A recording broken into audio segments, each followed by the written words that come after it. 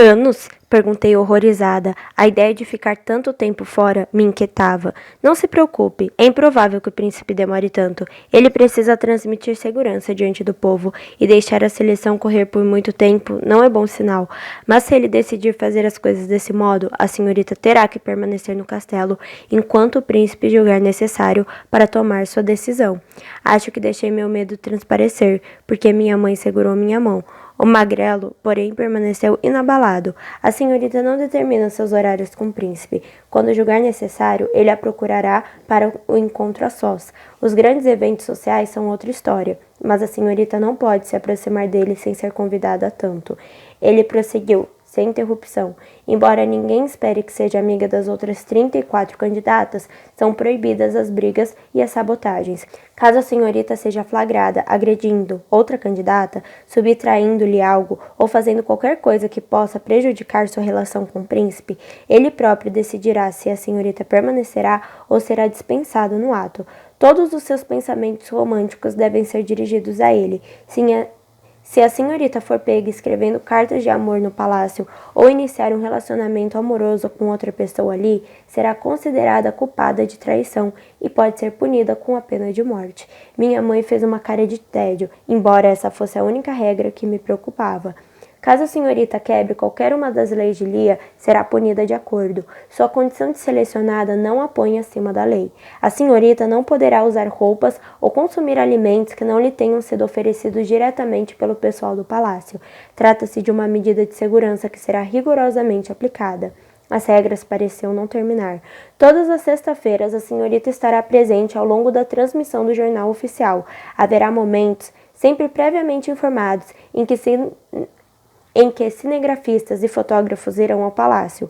A senhorita deverá ser gentil com eles e permitir que filmem seu dia a dia ao lado do príncipe. Sua família será recompensada por cada semana que passar no palácio. Deixarei o primeiro cheque antes de sair. Se a senhorita for dispensada, no entanto, haverá assistentes para lhe ajudar a se adaptar à vida após a seleção. Sua assistente pessoal vai auxiliá-la com os preparativos de sua saída, bem como conseguir Sua assistente pessoal vai auxiliá-la com os preparativos de sua saída, bem como conseguir uma nova moradia e um novo emprego. Caso a senhorita fique entre as 10 melhores candidatas, será considerada da elite. Só após atingir esse status, lhe informaremos os deveres e as funções de uma princesa.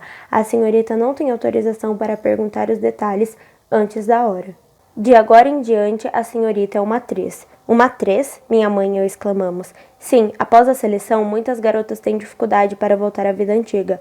Garotas das castas 2 e 3 saem-se bem, mas as 4 inferiores costumam sofrer. A senhorita agora é uma atriz, mas seus familiares permanecem 5. Caso vença, todos serão membros da família real. A palavra saiu devagar dos lábios da minha mãe.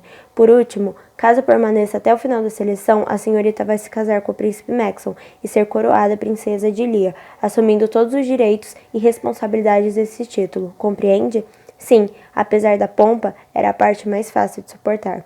Muito bem, a senhorita poderia assinar este comprovante de que ouviu todas as regras oficiais e poderia assinar o recibo do cheque, por favor, senhora Singer?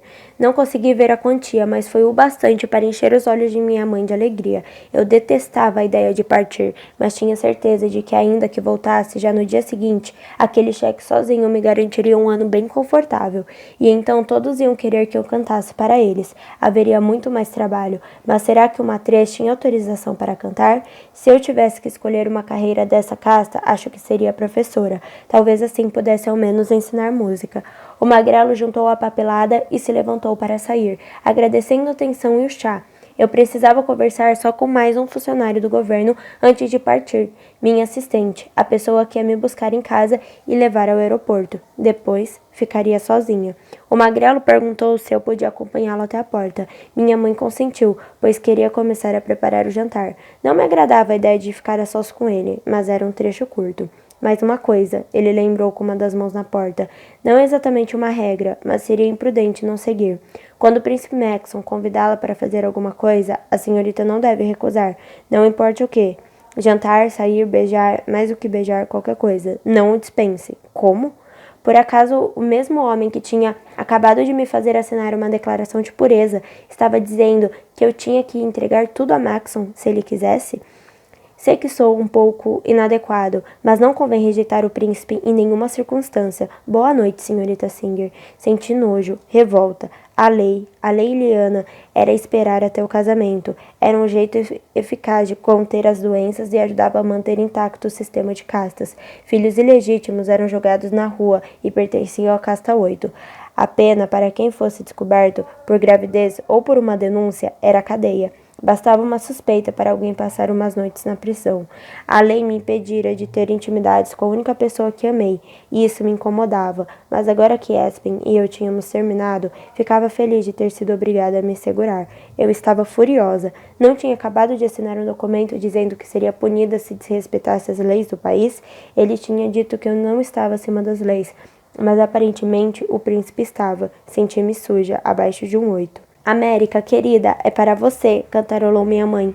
Eu tinha escutado a campainha, mas não estava com pressa de atender. Não aguentaria outra pessoa pedindo autógrafo. Atravessei o corredor e fui em direção à porta. Lá estava Aspen, com um punhado de flores do campo na mão. Oi, América. Sua voz era grave, quase profissional. Oi, Aspen. A minha era fraca. Essas flores são de Camber e Célia. Elas queriam desejar boa sorte. Ele se aproximou e entregou as flores, das irmãs, não dele. Mas é gentileza demais, exclamou minha mãe. Eu tinha quase me esquecido de que ela estava na sala. Aspen, que bom que você veio. Tentei soar o mais distante possível. Fiz uma bagunça enquanto arrumava as malas. Você pode me ajudar com a limpeza? Como minha mãe estava lá, ele tinha que aceitar. Pela regra, os 6 não recusam trabalho. O mesmo valia para nós. Ele expirou e assentiu com a cabeça. Aspen me seguiu de longe até o quarto. Pensei em quantas vezes isso pareceu ser tudo o que queria. Aspen entrando pela porta de casa, indo até meu quarto. Será que as circunstâncias poderiam ser piores? Abri a porta do quarto e fiquei no corredor. Aspen soltou uma gargalhada. Foi o cachorro que fez suas malas? Cale a boca. Tive um probleminha para encontrar o que procurava. Apesar de tudo, sorri. Aspen começou a trabalhar, ajeitando os objetos e dobrando as roupas. Eu o ajudava, claro. Você não vai levar nenhuma dessas roupas? Ele sussurrou. Não, a partir de amanhã, eles é que vão me vestir. Nossa, suas irmãs ficaram decepcionadas? Não, nem um pouco, ele disse balançando a cabeça em desdém. Assim que viram sua foto, a casa inteira explodiu de alegria. Elas sempre adoraram você, especialmente minha mãe. Adoro sua mãe. Ela sempre foi ótima comigo. Passamos alguns minutos em silêncio, enquanto meu quarto voltava ao normal. Você, ele começou. Estava muito bonita na foto. Doía ouvi-lo dizer que eu estava bonita. Não era justo, não depois de tudo o que ele tinha feito. Era para você, sussurrei. Que? É que eu pensei que você ia me pedir em casamento, logo. Minha voz estava embargada. Aspen ficou quieto por alguns instantes, escolhendo as palavras. Eu estava pensando nisso, mas já não importa. Importa, sim. Por que você não fez o pedido? Ele coçava o pescoço enquanto decidiu o que dizer. Estava esperando. Esperando o quê? O que valia tanto a pena esperar? O recrutamento. Aí estava um problema de verdade. Em Ilia, todos os rapazes de 19 anos eram elegíveis para a guarda, e era difícil para alguém decidir se queria ser escolhido para ela ou não. Os soldados eram recrutados aleatoriamente 2 vezes por ano, a fim de cobrir 6 meses antes e 6 meses depois do aniversário de cada candidato. Os soldados serviam dos 19 aos 23 anos, e a data do próximo recrutamento estava próxima. Tínhamos conversado sobre isso, mas sem ser muito realistas. Acho que pensamos que se ignorássemos o recrutamento também não os ignoraria. O lado bom era que quem fosse pego se tornava um 2 automaticamente. O governo dava treinamento e pensão para o resto da vida. A desvantagem era que o recruta nunca sabia onde ia ficar. O certo é que não seria em sua província. Eles partiam do pressuposto de que o recruta tenderia a ser mais tolerante com pessoas conhecidas, então ele podia acabar no palácio ou na polícia local de outra província, mas ele também podia acabar no exército e ser mandado para a guerra. Poucos homens que iam para o campo de batalha conseguiam voltar para casa. Os que não se casavam antes do recrutamento muito provavelmente esperariam até voltar. Do contrário, no melhor dos casos, ficariam 4 anos sem ver a mulher e, no pior, a recém-casada poderia acabar viúva. Eu só quis te poupar disso, Aspen sussurrou. Entendo. Ele se endireitou e tentou mudar de assunto. Então, o que você vai levar? Uma muda de roupas para vestir quando eles me mandarem embora. Fotos e discos. Disseram que não vou precisar dos instrumentos. Tudo o que eu quisesse já estaria lá. Então só vou levar aquela malinha. O quarto estava em ordem agora, e por algum motivo minha mala parecia enorme. As flores que Aspen me deu pareciam muito vivas na minha escrivaninha, ao lado dos meus pertences sem graça, ou talvez tudo estivesse um pouco sem cor, agora que estava acabado. Não é muito, ele comentou. Nunca precisei de muito para ser feliz. Pensei que você soubesse disso. Ele fechou os olhos. Chega, América, eu fiz a coisa certa. A coisa certa, Aspen? Você me fez acreditar que a gente ia conseguir. Você me fez te amar. E depois me convenceu a entrar nessa droga de concurso. Você sabe que eles estão me mandando para o castelo para ser um brinquedinho do príncipe? Ele se virou para mim. Como? Eu não posso recusar nada que ele queira. Aspen pareceu ficar nervoso, bravo. Seus punhos se cerraram. Mesmo que ele não queira casar com você, ele pode? Sim. Desculpe, eu não sabia. Aspen respirou fundo algumas vezes. Mas se ele escolher você, vai ser bom. Você merece ser feliz. Era o bastante. Dei um tapa na cara dele. Seu idiota. Eu sussurrei com força. Odeio o príncipe. Eu amava você. Eu queria você. Tudo o que eu sempre quis foi você. Os olhos dele marejaram, mas não me importava. Aspen já tinha me magoado muito. Agora era a minha vez. Preciso ir, ele disse, dirigindo-se à porta. Espere, eu ainda não paguei. América, você não precisa me pagar, ele disse saindo. Aspen Liger, nem ouse se mexer. Minha voz estava feroz. Ele parou e finalmente prestou atenção em mim. Está praticando para quando for um? Se não fosse por seus olhos, eu pensaria que era uma piada, e não uma ofensa. Só balancei a cabeça e fui até a escrivaninha. Peguei todo o dinheiro que ganhei sozinha, até o último centavo, e botei na mão dele. América, não vou aceitar. Vai aceitar sim, eu não preciso disso, e você precisa. Se algum dia me amou, pegue esse dinheiro. Será que seu orgulho já não fez demais por nós dois? Senti que uma parte de Aspen se rendeu. Ele parou de argumentar. Certo, e tem mais. Enfiei o braço atrás da cama e tirei um jarrinho com as moedas. Despejei todas na mão dele. Uma moedinha rebelde que devia ter um pouco de cola ficou grudada no fundo do jarro.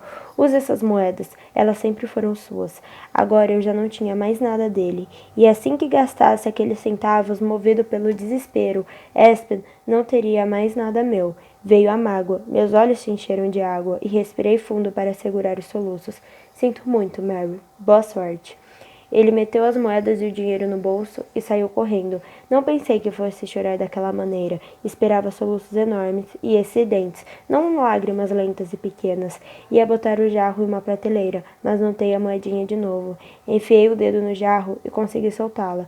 Ela balançou sozinha no vidro. Era um som seco que ecoava em meu peito. Sabia, para o bem e para o mal, que não estava livre de Aspen. Não ainda. Talvez nunca estivesse. Abri a mala, pus o jarro dentro e fechei.